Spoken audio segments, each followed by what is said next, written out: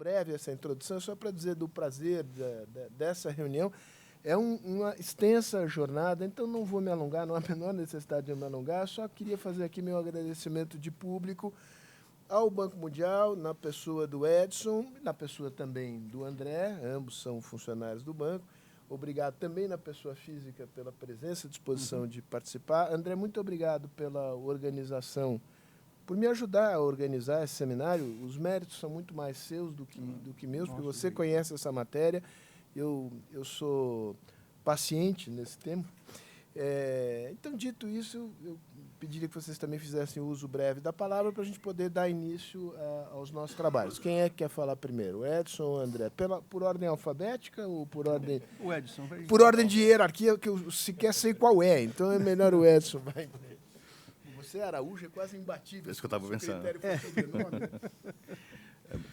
Obrigado, Fausto. Bom dia a todos. De novo, em primeiro lugar, também agradecer ao Instituto pela recepção e pelo... Quando a primeira vez que o André falou sobre a possibilidade de organizar o evento, eu topei na hora, porque, sem dúvida, é uma plataforma, um ambiente bom para discutir o que a gente tem feito nos últimos anos no Banco Mundial. Parabéns ao André, não só pela ideia, mas também por conseguir agrupar um grupo muito bom de pessoas, tanto os palestrantes como a disseminação, a disseminação das pessoas da plateia. O Banco Mundial, nos últimos 4 anos, quer dizer, historicamente, mas nos últimos 4 anos, tem feito muitos trabalhos e dedicado recursos, identificar os desafios do Sistema Único de Saúde. A gente tem discutido bastante sobre a questão da eficiência, da melhoria da qualidade dos serviços, também da melhoria da qualidade dos gastos com saúde. Estava discutindo com o André mais cedo hoje. 87% da população brasileira acha que a gente tem uma carga de imposto muito alta pelos serviços públicos que a gente recebe. Então, assim, e outro lado, a gente tem um déficit fiscal de 7,1% do PIB em 2018. Então, assim, ao mesmo tempo que existe um desafio de melhorar a qualidade dos serviços, vai ser difícil melhorar a qualidade dos serviços com mais recursos. Então, assim, acho que a crise fiscal, André, também dá uma possibilidade de pensar claro, a solução dos desafios que temos, alguns desafios estruturais. E uma coisa também sobre a pesquisa do Ibope, que estava conversando com o André, a saúde consegue ser menos avaliada, ou pior avaliada que a segurança pública. Né? Assim, a segurança pública é uma das grandes preocupações da população brasileira, mas a saúde ainda consegue ser pior do que isso, a avaliação. É claro que aí você tem que amenizar um pouco, porque tem a ver com quem usa, quem não usa o serviço, mas só para dizer que, de um lado, tem um desafio de melhorar a qualidade do serviço, do outro lado, tem uma crise fiscal sem precedentes, e do lado do Banco Mundial, a gente tem feito o esforço de, primeiro, diagnosticar os problemas e apontar soluções. E eu acho que esse ambiente hoje, seja pelas pessoas que vão falar, seja pela audiência, é uma oportunidade única para discutir esses desafios e as soluções. Então, obrigado ao Instituto e parabéns ao André. André. Eu queria, na verdade, agradecer à Fundação Fernando Henrique Cardoso e principalmente ao Sérgio, porque a ideia, na verdade, não foi minha ideia, foi do Sérgio, né? O Sérgio é que trouxe essa ideia de organizar esse seminário, e eu agradeço muito as pessoas que nós convidamos e que gentilmente aceitaram participar, porque realmente é difícil você organizar e ter a possibilidade de pessoas tão ocupadas dessas que nós convidamos aqui para fazer parte da mesa, né? Então, não vou citar nominalmente todo mundo, mas foi muito importante ter vocês todos aqui e a possibilidade de discutir esse tema, que é um tema de grandes proporções, de grandes desafios. Uma das coisas que eu acho que é importante destacar também, o Banco Mundial ele está comprometido efetivamente com a questão da universalização da cobertura de saúde. E essa é uma questão que é interessante, porque o banco tem participado de todos os esforços, junto com a Organização Mundial da Saúde, em promover uma plataforma de entendimento e de identificação dos fatores que podem fazer com que se possa avançar especificamente na universalização da cobertura. E isso tem a ver um pouco com a ideia desse seminário, porque o Brasil foi um dos precursores na ideia de universalização de cobertura de saúde com a Constituição de 88. Então, essa questão, na verdade, o Brasil se antecipou nesse processo. Porque, em determinado momento, quer dizer, os avanços não foram tão significativos como estão sendo em outros lugares, é uma questão que a gente tem que avaliar, tem que discutir por quê, né? Ver basicamente quais são os fatores que vão identificar. Eu espero que a gente tenha condições de alguma forma, selecionar um debate, ter algum tipo de questão, de identificar exatamente quais são esses fatores e poder, de alguma forma, mostrar alguns horizontes de como as coisas poderiam avançar em relação aos fatores que estão obstaculizando especificamente esse processo de crescimento. Então, eu queria realmente agradecer novamente a todos vocês, principalmente a Fundação Fernando Henrique Cardoso, pela iniciativa de organizar esse seminário, e bola para frente. Vamos começar a discutir. Bom, falando em bola para frente, você bateu o escanteio, agora você corre para cabecear, porque a primeira palestra é sua justamente sobre esse tema, os desafios para a cobertura universal de saúde no mundo e no Brasil. A palavra é tua, você tem aqui, conforme combinamos, 40 minutos, de tal modo que a gente tenha 20 minutos para o debate. André, a palavra é tua. Obrigado. Bom, o meu tema é justamente esse que o Sérgio colocou, desafios para a cobertura universal em saúde no Brasil e no mundo.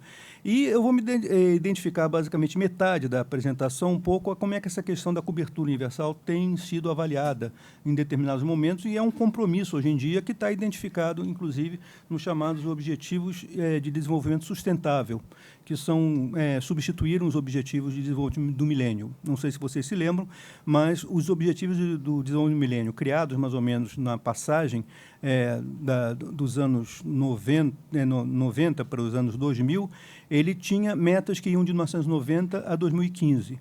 Os Objetivos de Desenvolvimento Sustentável, eles passam a trabalhar basicamente com um horizonte de 2015 a 2030. Então, existe uma série de metas que são muito mais amplas. E uma dessas metas, que a gente vai ver aqui, é a questão da cobertura universal de saúde. Bom, deixa eu ver se eu consigo... Se funcionar, ajuda, né? Pois é. Giovana, socorro. Você quer que eu vá passando aqui? Ah, tá. Tá bom, obrigado. Bom, então, isso daqui é o logo, né, dos desafios para a cobertura universal de saúde, né? Basicamente, aqui a gente tem Let's Work Together Towards Good Health and Well-being for All. Aí diz que a universalização de cobertura não pode deixar ninguém para trás. Então, esse é basicamente um dos objetivos que o banco tem e que está identificado com os objetivos das Nações Unidas, né? Agora, a gente tem que ver um pouco qual é o contexto da cobertura universal de saúde, né? O que é a cobertura universal? Como está se discutindo isso? Primeiro, assegurar que todas as pessoas possam ter um acesso ao serviço de saúde de que precisam sem enfrentar dificuldades financeiras. Essa é uma questão que é muito importante. Segundo, é um investimento em capital humano e um motor fundamental para o crescimento e desenvolvimento econômico, inclusive sustentável. Como uma ação paralela, o banco lançou recentemente The Human Capital Project, que é um projeto que tenta fazer com que se dê prioridade ao desenvolvimento do capital humano no mundo inteiro. E saúde é parte, especificamente, dessa formação do capital humano. E a terceira é uma maneira de apoiar as pessoas para que possam atingir seu pleno potencial e realizar suas aspirações. Então, isso daí basicamente está dentro das declarações de princípios do que é a cobertura universal pelas Nações Unidas. E associado a isso, nós temos os objetivos, a meta 3.8 dos Objetivos de Desenvolvimento Sustentável, que é alcançar a saúde universal, incluindo a proteção contra riscos financeiros e acesso a serviços essenciais de saúde em qualidade e o acesso a medicamentos e vacinas essenciais, seguros, eficazes, de qualidade e a preços acessíveis para todos. Essa meta tem basicamente 2 indicadores que estão associados a isso. Uma é a cobertura dos serviços essenciais de saúde e outra a proporção da população com gastos catastróficos de saúde. Então, você tem uma série de questões que estão associadas a isso, que os serviços essenciais de qualidade para todos, a ideia da proteção financeira, a ideia de subsídios cruzados para que efetivamente se possa financiar aqueles que têm menos recursos de saúde, e a ideia de uma integração específica de compromissos com resultados, porque essa é uma outra questão fundamental. A gente sempre apoiou por compromissos associados a processos, né? Agora é diferente. Agora, basicamente, isso que tem que buscar são os resultados da saúde, e não os processos. E essa é uma questão que tem que ser pensada daqui para frente, do ponto de vista de como alcançar essa questão. Existem 3 dimensões da universalização da cobertura de saúde que a gente tem que pensar. Uma delas é a inclusão da população, né? todos devem ter acesso aos serviços. A outra inclusão dos serviços busca uma progressividade para ter uma atenção integral, porque, inclusive, ter atenção integral é uma coisa complicada, porque saúde é um moving target, né? É uma coisa que cada vez você tem mais coisas que você possa colocar, mas você tem que ter o compromisso específico com a ideia de buscar essa integralidade, e a proteção financeira, que é reduzir o risco de gasto direto das famílias com saúde até o seu desaparecimento. Essa ideia está colocada basicamente nesse cubo, né, que a gente chamava internamente de cubo de Evans, porque foi o David Evans, que da Organização Mundial da Saúde, que pensou essa ideia, mas a ideia é que você tem que basicamente expandir aquele cubo azul para que ele atinja todas as outras dimensões que estão colocadas aqui, ampliar a atenção médica à saúde para os não atendidos, reduzir o comportamento de custos e de taxas e incluir outros serviços. Bom, o que mede os indicadores 3.81 e 3.8.2? Né? O primeiro seria o índice de cobertura do serviço de saúde. Né? Isso está sendo basicamente avaliado como uma meta dos Objetivos de Desenvolvimento Sustentável. Esse daí mede a porcentagem da população com acesso a serviços de saúde preventivos, curativos, de reabilitação ou paliativos, e os serviços recebidos devem ser de qualidade suficiente para alcançar ganhos potenciais de saúde. Então, a ideia da qualidade é importante.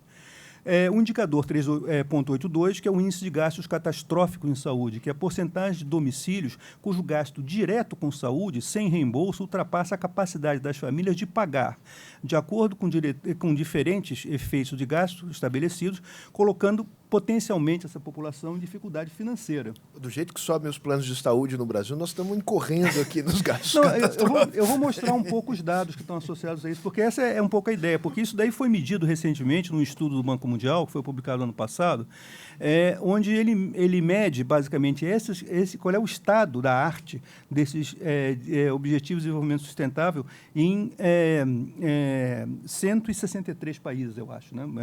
É uma coisa desse tipo. Então, vamos ver um pouco alguns desses indicadores que estão associados a isso, né?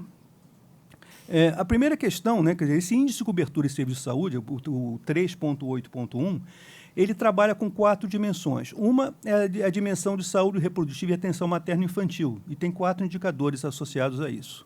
O outro que é o controle de doenças transmissíveis, também tem 4 indicadores associados a isso.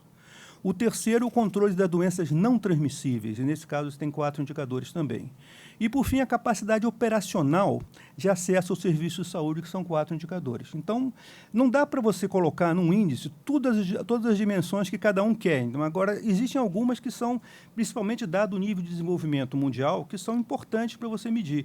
Então, a gente tem que pensar, isso não está necessariamente refletindo a realidade de um país específico, A ou B, mas refletindo a necessidade da maioria dos países que, hoje em dia, ainda tem um nível de acesso ao desenvolvimento muito baixo. Então, aí tem basicamente a definição do que é esse índice, né, o ISS. Na verdade, ele é medido por 16 indicadores, é um pouco da questão que está colocada aí nesse processo. Bom, quais são os indicadores que compõem o ISS? Na área de saúde reprodutiva e atenção materno-infantil, tem basicamente atenção, planejamento familiar, 4 visitas pré-natais, vacinação,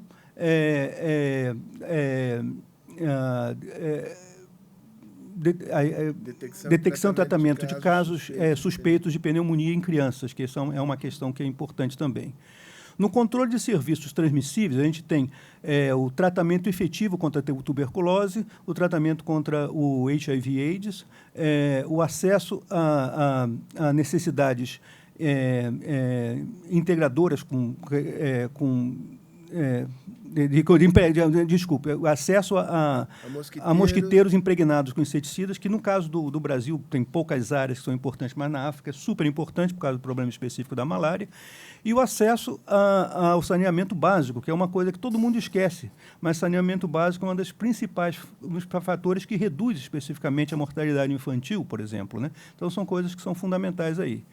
O controle de doenças não transmissíveis, basicamente o que se tem é o controle da pressão arterial, o nível médio de glicose no sangue, então isso pega basicamente 2 das principais causas de doenças não transmissíveis, que é a hipertensão e a diabetes, a prevenção e detecção de câncer cérvico-uterino, e a percentagem de pessoas que não fumam na sociedade. Então, são esses 4 indicadores. E aí, a capacidade operacional ao serviço de saúde são basicamente indicadores de oferta, leitos hospitalares por habitante, trabalhadores de saúde, né, por habitante, acesso a medicamentos básicos e a capacidade para responder ao Regulamento Sanitário Internacional, que foi uma norma que foi criada basicamente no início dessa década e que muitos países começaram, na verdade, a criar as capacidades específicas para esse tipo de questão. Quando a gente observa, por exemplo, os resultados, né, em relação a esse índice, né, de cobertura de serviços de saúde, a situação em 1917 mostra que a América Latina não estava numa situação tão ruim em relação aos países que eram campeões nesse índice. Por exemplo, a gente tem o leste, a Ásia do Leste, né, onde está especificamente o Japão, a Coreia do Sul, a China, ele tinha um índice de 77, que era basicamente igual ao da Europa e América do Norte. A América Latina estava com 75 nesse processo todo, então ela não estava ainda tão ruim. Em alguns indicadores específicos, a gente pode dizer que ela estava numa situação também similar. Quer dizer, se a gente tem em relação à questão materno-infantil, estava com 81, em relação ao controle de doenças transmissíveis, em torno de 65, das doenças não transmissíveis, em torno de 68, e a questão da oferta de serviços de saúde, a cobertura específica, estava em torno de 88 também. Então, não era uma situação comparada com a região do continente muito tão ruim assim, né? Em algumas áreas específicas, a gente tem a questão mundial, onde que estão as necessidades insatisfeitas. As maiores necessidades insatisfeitas estão ainda no indicador de saneamento básico, né? E estão também na questão do controle da hipertensão e o controle do tabagismo. A gente pensa que a questão do tabagismo está superada, mas não está. Ela é efetivamente um grande fator de risco ainda a nível mundial. Os mosquiteiros impregnados, no caso e aí entra em peso a África subsaariana nesse processo, são bastante importantes também.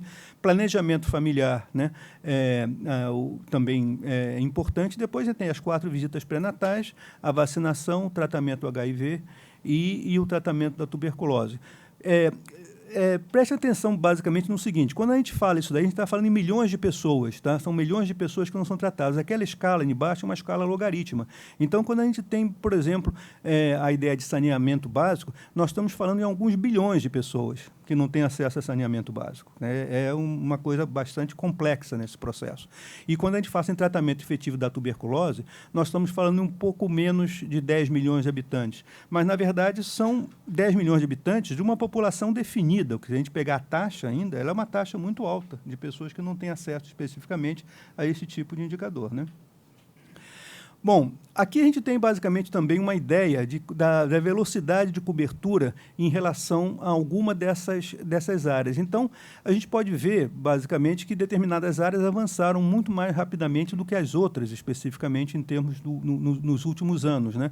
Enquanto que outras áreas estão relativamente estagnadas, né? O tema do saneamento básico, por exemplo, né, a gente vê que está bastante estagnado. É uma questão que não... Qual é a curva do saneamento básico? Deixa eu ver. Ela não... É que, na verdade, o gráfico está um pouquinho longe para mim, mas é do meio. Está ali do meio, aquela... Então, a gente vê que, basicamente, ele está numa faixa que ele não tem avançado muito, né? O que cresce rapidamente é... Você tem um laptop, Hein? Você tem ali. Tá certo. Bom, aí eu vou precisar do meu óculos. O que cresce mais rapidamente aqui é o tratamento do HIV, né? Então, aquela curva que tem o crescimento mais alto. E a questão das inseticidas cobertas impregnadas dos mosquiteiros impregnados com inseticida. Nesse caso específico, a gente tem investimentos mundiais muito fortes. Por exemplo, a Cooperação Técnica Inglesa, o DFID, investiu muito nessa questão específica dentro dos países africanos. Então, essa é uma questão que é muito importante dentro desse processo também. Mas tem determinadas áreas que, na verdade, ainda estão avançando muito pouco. Saneamento básico, uma delas, e o cuidado das 4 visitas pré-natais, né, o que faz com que você tenha ainda um problema grande de mortalidade materna em muitas áreas, né? Mas, enfim, O que é importante é mostrar, basicamente, que nem todos os avanços que a gente tem nessa área são avanços que são iguais. Quando a gente vê, basicamente, o índice de cobertura também por grupos de países com maior cobertura por volta de 1917, a gente vê que os países que tinham... 2017. 2017, né? Não 1917. Ah, não, desculpa, 2017. Digamos, estamos tratando de um dado depois da Revolução Bolchevique, não no ano. Aí é o problema da minha idade também, né? Bom, mas de qualquer forma a gente tem aqui, né, que nós estamos colocando 23 países com índice de cobertura maior que 80%, né, e todos eles são países basicamente mais envolvidos. Mas o Brasil, por exemplo, ele está no segundo grupo de países, que está com cobertura, com uma avaliação do índice de 70% e 79%. Então, aí já tem mais ou menos uma ideia. São 48 países que estão nessa situação. Mas, em compensação, 112 países, né, o índice de cobertura de serviço de saúde é igual ou inferior a 69%. E em 38 países, especificamente, quase todos eles na África subsaariana, ele é inferior a 45%. Então, a gente vê, basicamente, que o nível de necessidades a nível mundial, que a gente tem que avançar nessa área, ainda é muito grande, né? Essa é uma questão que tem que ser pensada. Bom, alguns dados da América Latina mostram essa questão de uma maneira bastante interessante. Deixa eu trazer esse computador aqui para perto. Então, a gente pode ver aqui, basicamente, o seguinte, né, que a percentagem da demanda satisfeita em métodos modernos de planejamento familiar, estou comparando aí, basicamente, 7 países da América Latina, Chile, Venezuela, Colômbia, México, Argentina, Brasil. O Brasil está com um índice de 88%, né, ou seja, 88%, o que é uma coisa, é o melhor índice. Ele compara basicamente com o Uruguai nesse processo, né? Quando a gente vê, por exemplo, a porcentagem de gestantes atendidas com 4 ou mais consultas pré-natais, o Brasil está com 90%, né, o que é um índice intermediário. Países como México, Peru, Uruguai e Chile estão ainda melhor que o Brasil nesse indicador especificamente, apesar dos esforços que têm sido feitos nessa área. Quando a gente vê programas recentes, né, como o programa Mãe Cegonha ou coisa desse tipo, poderia ter tido avançado até mais, mas não avançou tanto, né? Então, são coisas assim que a gente tem que pensar. Em termos da porcentagem de crianças vacinadas com DP3, o Brasil tem uma das melhores coberturas, em torno de 96% também, comparado com esses países. E essa é uma questão complicada. Com relação a crianças identificadas com pneumonia que recebem tratamento, a percentagem é muito baixa. É a pior de todos os países, em torno de 50%. Então, são coisas assim que, basicamente, estão sendo refletidas nos indicadores e têm que ser pensados, que isso tem um pouco a ver com a qualidade que está sendo oferecida pelos serviços públicos, especificamente, né?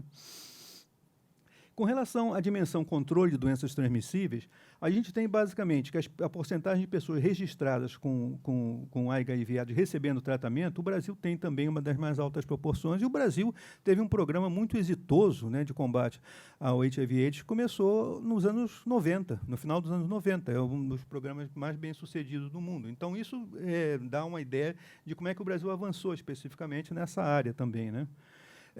Em relação à porcentagem de homicídios com saneamento básico, o Brasil está com 86% dentro das características, mas determinados países, como Argentina, México, Uruguai, principalmente, até mesmo a Venezuela e Chile, têm uma cobertura melhor que o Brasil nesse aspecto. Quando a gente vê a dimensão controle de doenças não transmissíveis, aí, basicamente, a percentagem de pessoas atendidas com pressão arterial normal, pessoas adultas com pressão arterial normal, não atendidas, mas com pressão arterial normal, no Brasil só 77% tem, o que você tem uma porcentagem bastante alta de pessoas que não têm essa porcentagem normal. E porcentagem de pessoas adultas que não usam tabaco, o Brasil está com um índice relativamente bom, mas tem países que estão em uma situação melhor ainda.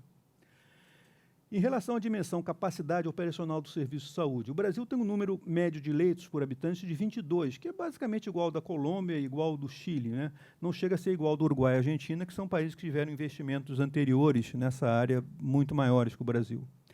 Em relação ao número de médicos por 1.000 habitantes, o Brasil está com 1,9, também um pouco na média desses países, não é novamente igual à Argentina e Uruguai, que tem um número de médicos muito maior. Eu acho que, eu não sei se na apresentação do Edson ele vai detalhar um pouco depois dessas coisas, mas O número de psiquiatras, que essa é uma questão pelo grande peso das doenças mentais, quer dizer, o Brasil ele tem uma percentagem de 3,5, que, se a gente considera os parâmetros internacionais, também não é tão ruim, né? Agora, em compensação, é muito menor que a Argentina e o Uruguai, e aí vocês façam a interpretação que vocês quiserem em relação a isso.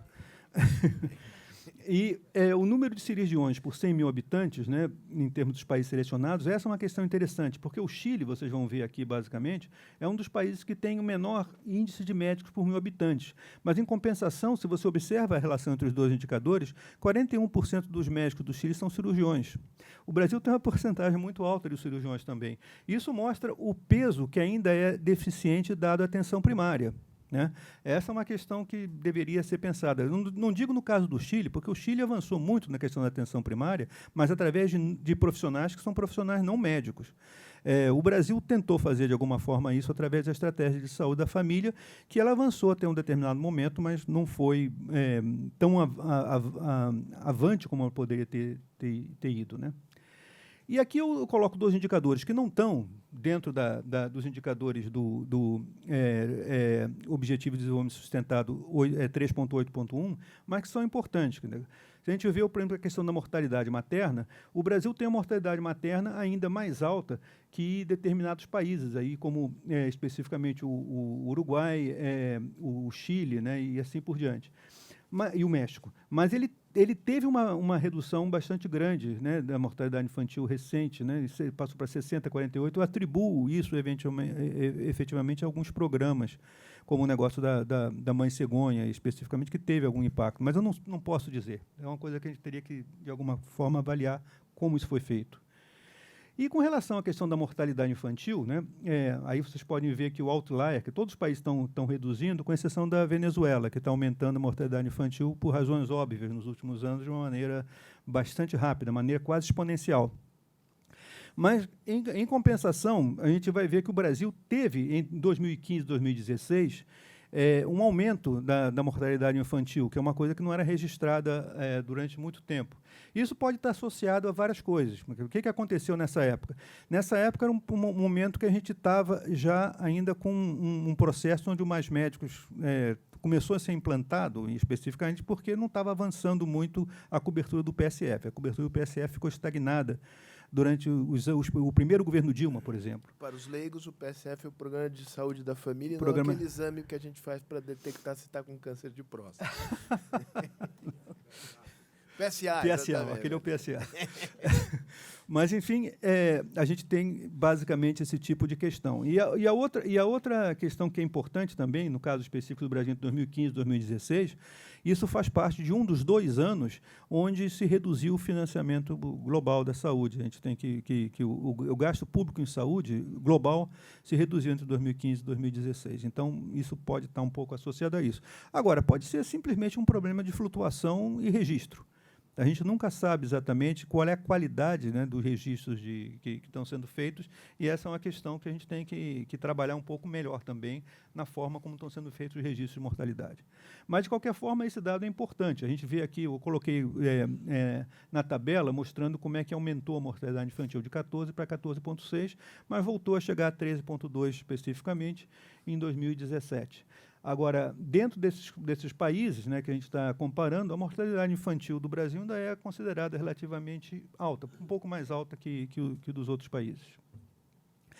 Bom, vamos falar um pouquinho sobre o indicador 3.8.2, que mede o índice de gastos catastróficos com saúde. Então, ele, na verdade, ele está baseado nesse fato de que alguns estudos adotam diferentes abordagens, mas a definição de gastos catastróficos está ligada aos gastos diretos das famílias com saúde quando excedem uma determinada porcentagem. Por exemplo, 10% seria uma das linhas de corte ou 25%. Tem alguns que colocam 40%, mas é demasiado. Então, normalmente, a OMS está usando entre 10% e 25% como uma boa linha de corte.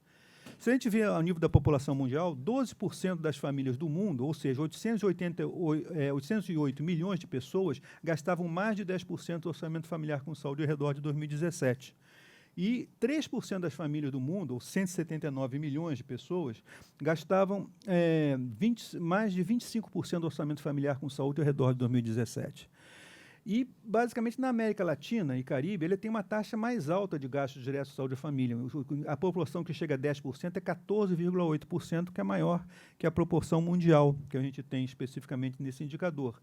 Mas é a primeira região onde a maioria das pessoas que enfrentam pagamentos catastróficos com saúde está concentrada. Então, essa é uma questão que a gente tem que pensar bem na realidade latino-americana em relação a isso. Aqui mostra, basicamente, nesse gráfico, o número de pessoas em milhões com gastos catastróficos de saúde. Obviamente que, por questões populacionais, a maior parte dessa população está concentrada na Ásia, né? Mas a América Latina, que é aquela proporção ali vermelha, ela mantém uma proporção que vai crescendo também ao longo do tempo. Isso tanto para o corte de 10%, como depois para o corte de 25%. A gente pode ver, basicamente, esse tipo de questão. E se a gente considera esse gasto em termos de países selecionados, nós vamos ver que, por exemplo, o Brasil tem uma proporção muito alta, né? Em relação ao corte de 10%, o Brasil tem 25%, quase 26% da população gastando mais de 10% do seu orçamento com saúde.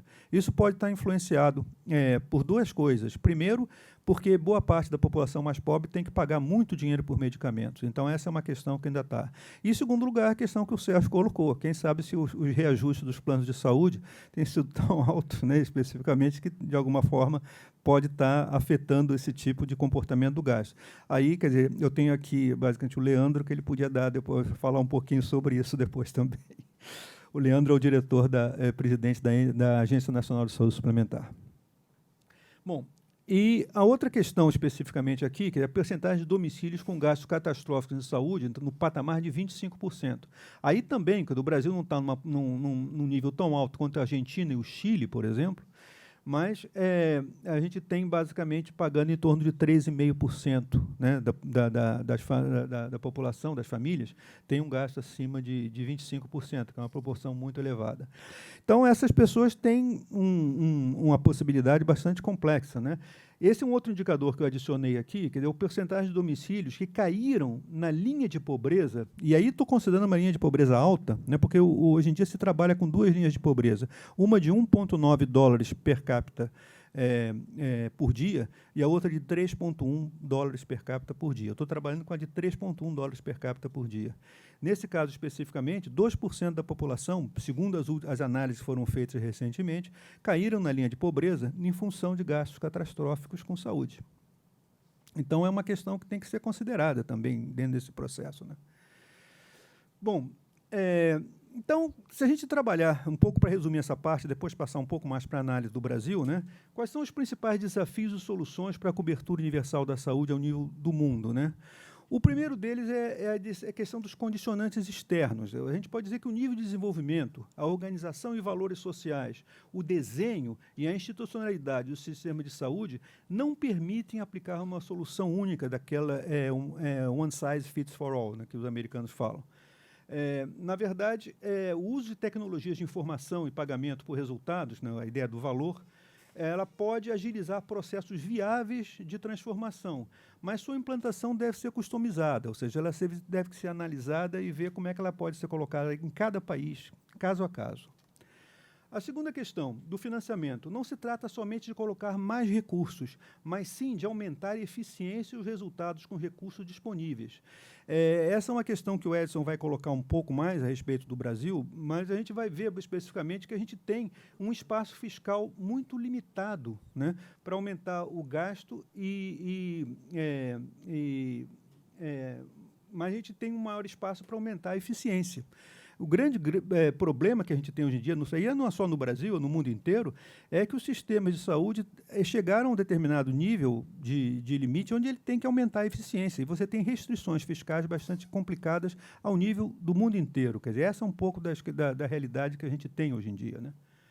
A terceira questão é a demografia e a epidemiologia. O envelhecimento, as doenças não transmissíveis exigem um novo desenho de sistemas de saúde e de seus modelos de financiamento.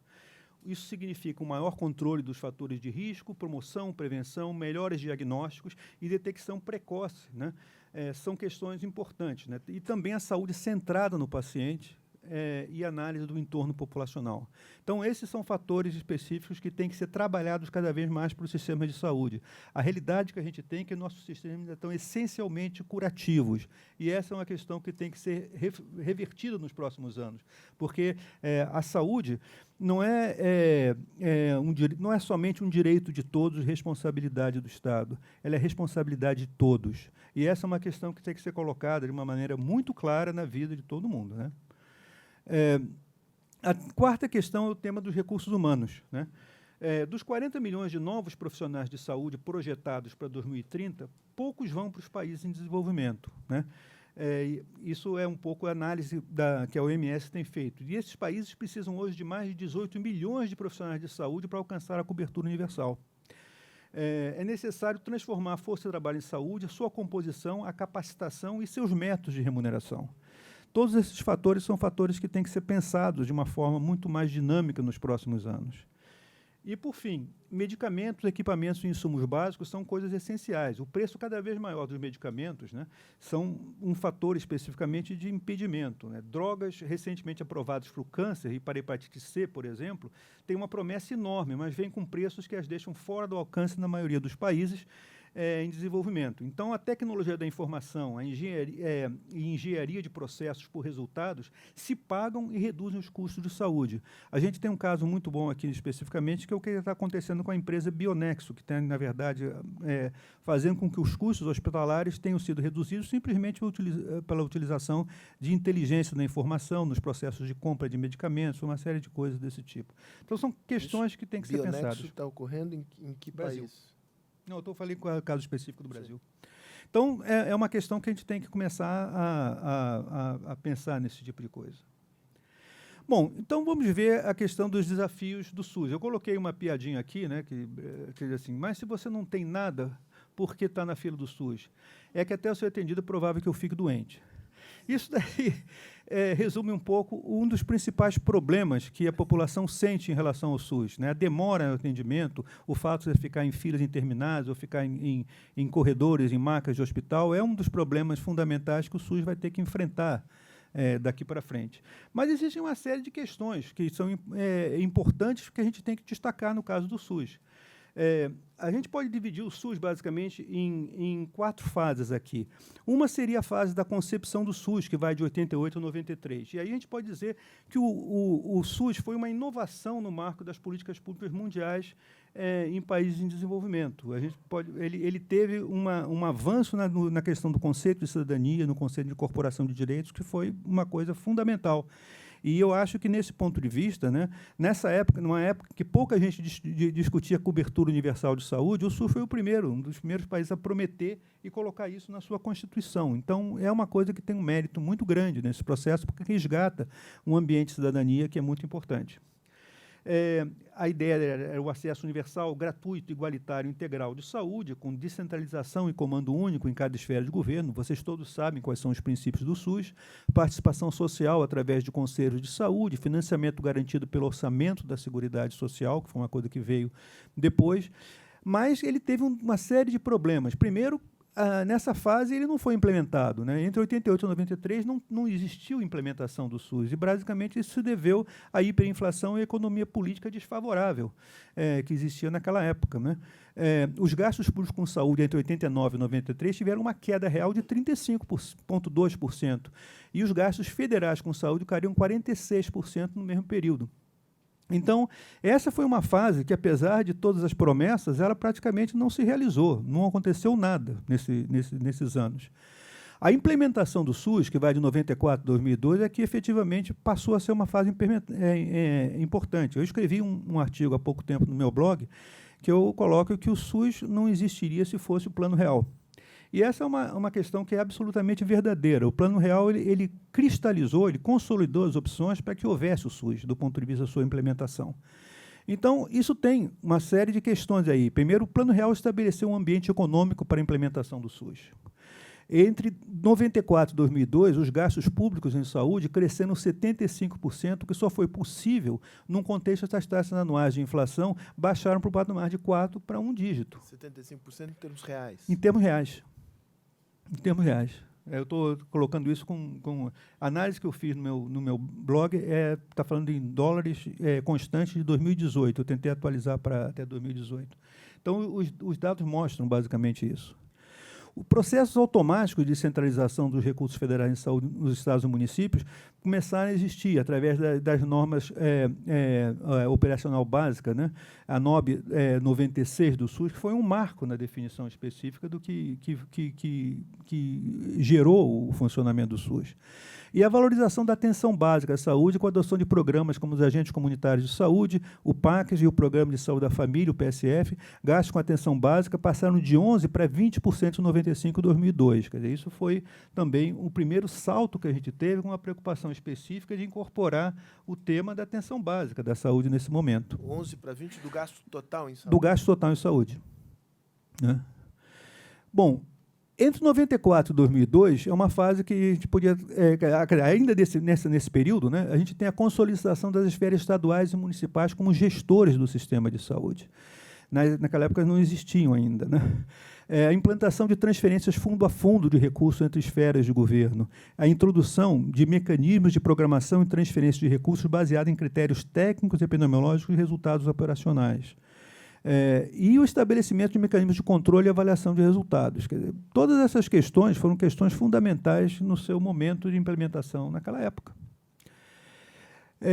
Ainda naquela época, a gente teve uma série de questões. Quer dizer, recursos adicionais para o financiamento dos gastos federais com saúde foram criados através da CPMF e a vinculação de receitas da saúde de 12% dos estados e 15% dos municípios através da emenda constitucional 29 de 2000. Então, são questões que criaram também a operacionalidade de ter mais financiamento da saúde em determinadas condições para os estados e municípios.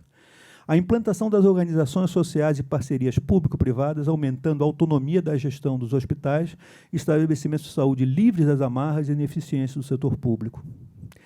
E, por fim, a criação de duas agências que foram importantes, né? A Anvisa, né, que criou basicamente a métrica específica para a gente priorizar a saúde e tecnologia, incorporação de tecnologia, e a ANS para regular as ações que poderiam gerar riscos coletivos à saúde nos setores de produção. Quer dizer, problemas da expansão do seguro de saúde suplementar, que não tinham nenhuma regulação, ou tinha uma regulação muito precária, somente para a parte financeira naquele momento. Então, esses são basicamente os avanços que a gente teve nessa fase de implementação. E eu posso dizer que, basicamente, esses avanços é que, na verdade, garantiram a sustentabilidade do SUS durante muito tempo. Né? A terceira fase, que vai até 2010, quer dizer, a consolidação do SUS, ela, na verdade, ela tem algumas questões, ela tem poucas inovações em termos de sistemas, mas algumas iniciativas foram descontinuadas. Quer dizer, uma ideia, por exemplo, da regionalização, que é uma coisa que aparecia inicialmente nas últimas normas que estavam sendo feitas em 2002, ela não foi implementada. E isso corrigia um dos problemas que tinha na implementação inicial do SUS, que era a municipalização excessiva. Era necessário ter regiões de saúde, ter instâncias que davam a economia de escala adequada para fazer o sistema funcionar. Mas isso foi descontinuado. A outra questão era a questão de você ter o que se chama hoje de Electronic Medical Records, né, que é através do cartão SUS. O cartão SUS foi uma proposta que foi feita naquela época, mas Electronic Medical Records são basicamente registros, né, eletrônicos de saúde a nível do paciente. Então, isso daí é uma fase como cartão SUS. Isso cria uma base de dados e a possibilidade de você ter intervenções muito mais pontuais e específicas para o planejamento do setor. E isso, apesar das iniciativas, não foi colocado e foi, de alguma forma, descontinuada. A gente teve alguns estados e municípios tentando fazer experiências isoladas de implantar o cartão SUS, mas não era a mesma coisa do que ter um cartão nacional. E isso foi um dos problemas sérios que a gente teve naquele momento, né? A ideia da expansão da rede, nesse período também a expansão, e aí eu estou colocando os dois períodos, foi muito grande. O número de estabelecimentos de saúde do Brasil passou em 80, de 22 mil para 75 mil em 2009. Teve uma continuada expansão da estratégia de saúde da família, que em 2010 cobria mais já de 50% da população brasileira. Então, se expandiu bastante nesse período também. Maior equidade regional, com a redução das disparidades regionais na oferta de serviços, foi outro tema que aconteceu durante esse período. mas teve essa questão da municipalização excessiva, e a parcela de leitos hospitalares sob controle dos municípios aumentou de 11% para quase 50% entre 85 e 2009. Um crescimento da oferta hospitalar pública bastante elevado, de 22% em 1988 para 35% em 2009. Um crescimento dos gastos públicos com saúde, uma média de 3% ao ano, que foi também bastante elevada. 3% real. Real. A redução dos gastos das famílias com saúde, né? A parcela de gastos diretos das famílias caiu no decorrer do tempo, mas ainda assim representava mais de 30% do total de gastos médicos, que é considerado alto. E a preferência por planos privados de saúde, né? Isso vocês devem pensar, basicamente, que todas as pesquisas do IBOP mostram isso, que o primeiro ou segundo sonho de consumo, a depender da época em que foi feita a pesquisa do IBOP, era ter um plano privado de saúde. E isso estava associado especificamente, né, ao fato de que essas preferências eram uma expressão da qualidade. E a proporção de gastos em planos privados de saúde subiu, bem como a quantidade de indivíduos com cobertura de planos de saúde privados. Aqui tem mais ou menos um mapa de como é que mostra a densidade da questão do programa do PSF, do Programa de Saúde da Família, entre 1998 e 2011, como é que ela vai aumentando ao longo desse processo também. Mas a cobertura do PSF, né, ainda é baixa nos grandes centros urbanos. Esse é um dado que eu tirei de uma pesquisa que o Edson fez, mas ele mostra basicamente isso, que nas cidades com mais de 100 mil habitantes, a gente tem só 46%, né, da população sendo coberta pelo PSF, enquanto que nas cidades com mais de 5 mil habitantes, ela chega a 91%. Isso mostra, basicamente, que deficiências na questão da atenção básica, principalmente nos municípios periféricos das regiões metropolitanas e assim por diante, né? Bom, e a gente tem a crise do SUS a partir de 2011, e essa é uma das questões que eu gostaria de analisar um pouco mais, né? Basicamente, por quê? Porque a gente teve um envelhecimento e deterioração do modelo gerencial do SUS, né? Porque sem incorporar os avanços dos mecanismos de gestão e de sistemas de informações. O Sistema Mundial de Saúde avançou muito, e o SUS, ao longo da década anterior, não incorporou as inovações necessárias, como aquelas questões que nós colocamos, né? O cartão SUS e assim por diante. Então, essas são questões que são complexas do ponto de vista de como é que se pode avançar. O abandono de projetos estruturais, né, que poderiam levar à melhoria da gestão e organização territorial, como a questão de redes de saúde. Eu me lembro que em determinado momento se criou um projeto que era o chamado QualiSUS Rede, que foi financiado pelo Banco Mundial, que a gente tinha como ideia de criar. Eu era o gerente desse projeto, a gente tinha a ideia de criar 10 modelos de rede que pudesse avançar. Aquilo, de alguma forma, foi pactuado e negociado na gestão do ministro Temporão, mas, quando veio o ministro Padilha, o projeto foi basicamente descontinuado, não avançou especificamente. Então, essa foi uma questão bastante complexa do ponto de vista da sua implementação. A intensificação no uso político e não técnico dos transferências de recursos para os estados e municípios, a estagnação da oferta da qualidade do PSF nesse período, a deterioração da qualidade dos serviços prestados pelo SUS, queda na credibilidade pública do sistema, crise econômica e fiscal, quer dizer, a partir de 2014, com os efeitos negativos também na queda do financiamento do SUS, que foram muito importantes, o aumento dos casos de corrupção, malversação e uso inadequado de recursos do SUS, redução da população coberta pelos planos privados de saúde suplementar, com os efeitos da crise econômica nesse momento, judicialização crescente da saúde, drenando recursos também do sistema, com repercussões negativas e inequidades, e tentativas de reforma administrativa do sistema após o impeachment, que, de alguma forma, tentaram corrigir um pouco os problemas que se tiveram durante a crise. Só para a gente ter uma ideia, quer dizer, a questão eu vou fazer um highlight de alguns dados. A queda na credibilidade pública do SUS, ela foi bastante grande durante o período que vai até mais ou menos 2018, né? O período mais baixo, nós falamos em 2015, quando chegou a 13%, depois 2018. Agora, ela subiu para 40% em junho de 2019, que esse é o último dado da pesquisa. Mas, para mim, eu tenho uma interpretação dessa questão. Por que isso acontece? Não que o SUS tenha melhorado, mas a gente tem que lembrar daquela música do Milton Nascimento, do Pinduca, né? Da pessoa que fica todo dia na estação esperando o trem passar e o trem não passa. Quando muda o maquinista, ela pensa que o trem vai melhorar de novo, vai parar, mas o trem não para. Então, um pouco a situação que a gente tem aqui nessa circunstância é essa, né? Que, basicamente, a cada momento que você renova a administração pública, você tem uma nova esperança. Se ela vai se cristalizar ou não, a gente não sabe. Então, isso é um pouco que reflete a opinião pública em relação à questão do SUS. Agora, aqui também, do ponto de vista dos problemas percebidos no acesso ao serviço de saúde, uma pesquisa que o IBOP fez em 2014 mostra que o principal problema que a população coloca, né, mais de 50%, é o atraso e a dificuldade de acesso. Esse é um dos grandes problemas que a gente tem especificamente no SUS. A percepção do SUS é negativa por causa dessa questão, né? E aqui a gente vê, por exemplo, como é que é a questão da oferta e qualidade do PSF, né? O PSF ele teve uma evolução bastante positiva, mais ou menos até 2010. Mas entre 2010 e 2013, que foi justamente o período do programa pré-crise, ele estagnou. Quando a gente vê das razões pelas quais você teve o Mais Médicos, foi a proposta do governo Dilma em julho de 2013, foi a ideia de turbinar o PSF. Mas o Mais Médicos ele turbinou o PSF, e com isso você teve uma expansão novamente, mas não do ponto de vista da qualidade, porque o que existe dentro da perspectiva do PSF é a questão da integralidade do acesso, e não a presença de médicos. Você tem que ter uma equipe multiprofissional, com equipamentos, com recursos, com uma série de coisas. E isso não aconteceu, quer dizer, a qualidade, nesse caso do PSF, não melhora especificamente quando você coloca só um médico a mais nesse processo. Essa é uma questão que a gente tem que discutir especificamente. Então, entre 2010 e 2013, a gente teve uma estagnação da cobertura do PSF. Em julho de 2013, o governo lança o programa Mais Médicos, catapultou a cobertura do PSF, mas mesmo que algumas áreas tenham aumentado a cobertura, isso não significa que o programa tenha a funcionar de maneira ideal.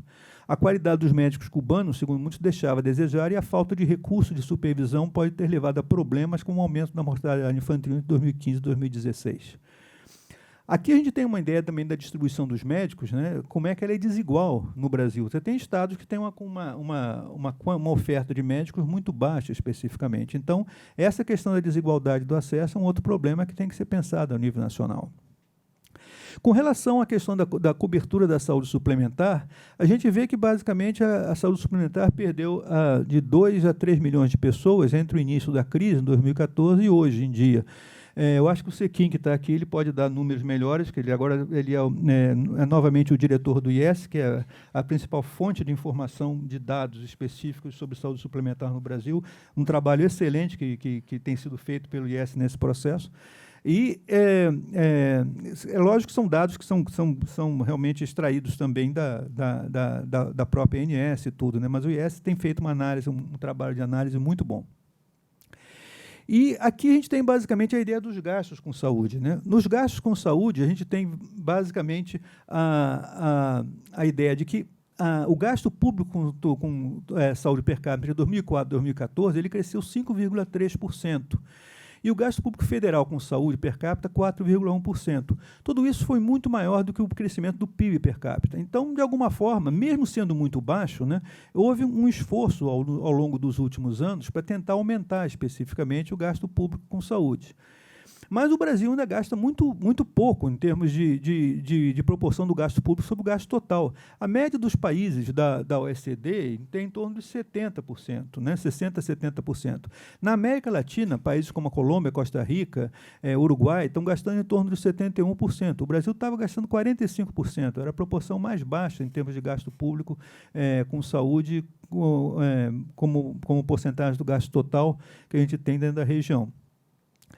E a outra questão, esse gráfico mostra também como é que a participação do Brasil, né, que é aquela linha vermelha, ela é uma das mais baixas. Ela está, mesmo crescendo, ela está entre os mais baixos dos países que a gente está colocando aqui como comparadores, e até mesmo mais baixa que a média da América Latina, em termos de gasto. O gasto público com saúde cresceu, mas cresceu de uma forma onde, especificamente, a participação dos gastos dos estados e municípios aumentou muito com a emenda constitucional 29. Então, esse foi um aspecto positivo que a gente teve ao longo do tempo. Os gastos federais, hoje em dia, representam só 45% dos gastos totais com saúde, que foi um grande avanço que a gente teve ao longo do período. Mas, se a gente observa, por exemplo, a questão do comportamento da crise, os gastos federais com saúde, eles reduziram entre 2014 e 2016. E isso foi uma questão que pode ter influenciado também determinados tipos de políticas durante aquele momento. Novamente, ele vai recuperar nos anos recentes, 2017 e 2018, onde ele chega ao nível mais alto, né, que a gente pode ver dentro da série. Mas, mesmo assim, não se sabe das perspectivas futuras com a questão específica da emenda constitucional 95, porque... a emenda constitucional que estabelece o teto de gasto, né? Porque a emenda constitucional 95, ela pode, de alguma forma, engessar, né, o gasto como uma parte das medidas de controle fiscal. Agora, uma das coisas que as pessoas não notam é que ela não é uma coisa taxativa, porque uma das discussões que a gente tem no Brasil, no mundo inteiro, é a discussão de espaço fiscal. E o espaço fiscal no mundo inteiro para a saúde, ou para várias áreas, está esgotado. Uma das formas de se resolver e melhorar o espaço fiscal em saúde é através da repriorização do gasto. Repriorização do gasto significa você discutir, né, no orçamento baseado em resultados, quais são aqueles recursos que dão mais possibilidades para a saúde. E isso é uma tarefa do Congresso. Ou seja, o Congresso ele não pode simplesmente deixar de lado qual é a eficiência relativa do gasto de cada política e como você pode aumentar o gasto. É óbvio que você tem um grande problema de ineficiência do gasto público e o Edson vai demonstrar isso, que basicamente a gente perde pelo menos 20% do gasto público de saúde no Brasil por ineficiência. Mas, além dessa questão da ineficiência, você pode, reduzindo a ineficiência e tendo espaço para aumentar o gasto, aumentar através de repriorização de gasto. Então, essa é uma questão que tem que ser discutida também. Bom, e quais são os desafios do SUS, né? Essa é um pouco a coisa que eu quero colocar. Financiamento. A gente tem que pensar, o SUS necessita de mais recursos ou melhor na análise das oportunidades trazidas pelo espaço fiscal. Como é que a gente pode priorizar os recursos do orçamento dentro do SUS? Eficiência. Os estudos do Banco Mundial que o Edson vai mostrar estimam que o SUS perdeu 22 bilhões de reais em 2013 por questões relacionadas à ineficiência. Qualidade e desempenho. É necessário ter uma gestão apropriada de insumos e tecnologia e mudanças nas formas de pagamento que efetivem incentivos e promotores de provedores para alcançar melhores resultados. Nessa área, o Denizar, né, que é o secretário de Ciência e Tecnologia do Ministério da Saúde, vai estar aqui hoje. Não sei se ele já chegou, acho que não, né? Mas, basicamente, ele vai estar aqui para falar um pouquinho sobre isso.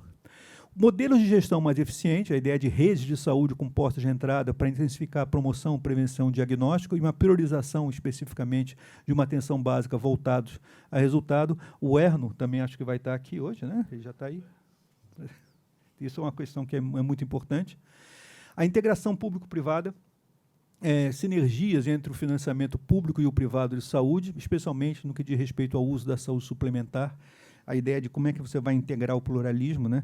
E aí eu acho que o Leandro, né, e a Marta podem falar um pouquinho sobre isso também. E a informação para gestão ágil, transparência e tomada de decisões. Quer dizer, na verdade, o DataSUS necessita ser reformulado. A concepção do DataSUS, que é uma base enorme de dados, mas que sem nenhuma interoperabilidade, é uma concepção dos anos 70 aos anos 90. Hoje em dia, sistemas de saúde são desenhados de outra forma e estão muito mais voltados especificamente à ideia da interoperabilidade dos dados e à ideia de usar a inteligência artificial para tomar decisões. Então, essa é uma questão que tem que ser pensada também. Então, se a gente pensa a perspectivas para um SUS 2.0, que é uma questão que a gente tem ouvido alguém falar nesse momento, né, que a gente está discutindo, é a ênfase na atenção básica, que é a questão da Secretaria de Atenção Básica no Estado de Saúde, né, o Erno aqui ele vai falar um pouco sobre essa secretaria. Prontuário eletrônico do paciente, são questões importantes. Parcerias público-privadas têm que aumentar. Parceria de desenvolvimento produtivo para transferência de tecnologia. e reestruturação e integração da saúde suplementar. Eu diria que esses são os pontos. A gente tem aqui um grupo de pessoas que tem a maior competência do mundo para falar sobre isso. Bom, eu queria agradecer vocês terem me ouvido esse tempo todo, e aqui essa última charge mostra que, na ideia de quando você tem dificuldade de carregar o orçamento, né, a saúde acaba sendo deixada em segundo plano. Você vê que a saúde está caindo dentro daquela questão. Então, essa é uma questão de voltar à discussão específica da repriorização. Como é que a gente pode repriorizar a saúde dentro do contexto das políticas públicas brasileiras? Muito obrigado.